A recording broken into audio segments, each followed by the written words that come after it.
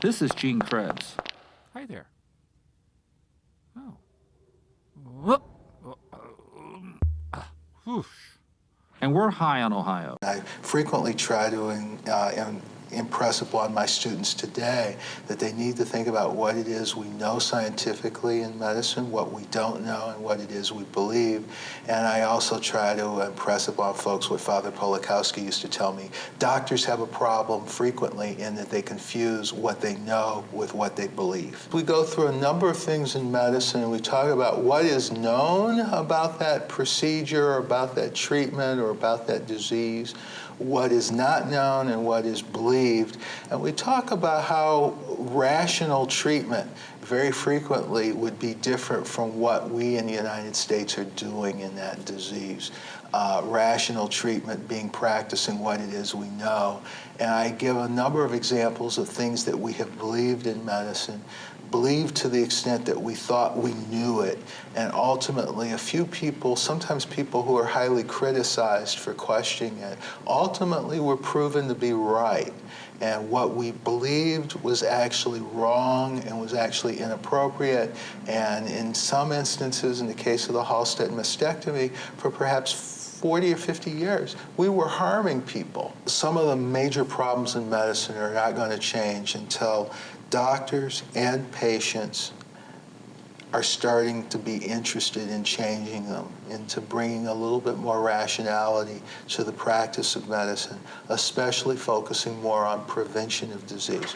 Our current healthcare system is overwhelmingly geared toward screening and diagnosis and labeling people with a disease that can be treated, when I think our healthcare system needs to be much more of a European or Canadian model where the doctors are actually focused on how do I keep this person healthy. I think we can do a great deal more to teach kids in second and third grade how they should be eating, as opposed to not focusing on those sorts of things and then having an obese cadre of high schoolers. A doctor or healthcare provider very frequently only has 6 to 8 minutes with a patient in an encounter.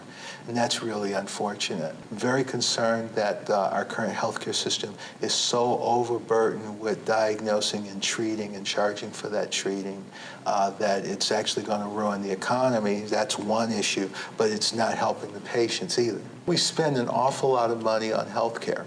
Some people actually think we have the best healthcare system in the world.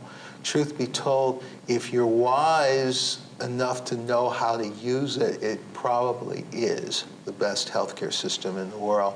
But overwhelmingly, 90+% of us are not wise enough to know how to use it. The politicians like to scare people by talking about rationing of medicine, without ever mentioning the fact that a lot that's going on right now is irrational, and what we actually need is rational use of medicine. People in the big cities have much greater difficulty dealing with these issues and making these decisions to let someone just be kept comfortable than people in rural areas. Perhaps people who are from farming communities or more rural areas are much more able to understand that death is a part of life.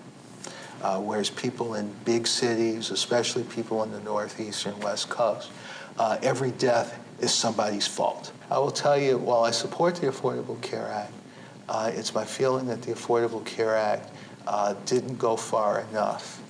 It is better than the old system, but it is not good enough, and we're going to need to tweak it and change it over the next several years so that we can actually save more lives. If I were able to do one thing to improve the lot of healthcare in the United States, I would improve the education system in the United States.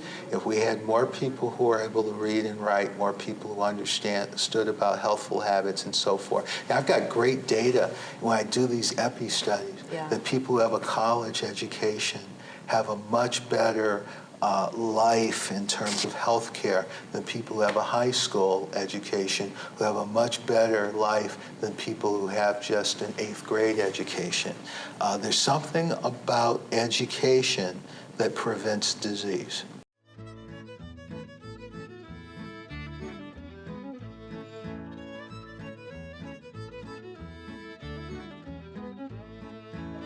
For more about the Center for Community Solutions or their publications, please visit www.communitysolutions.com.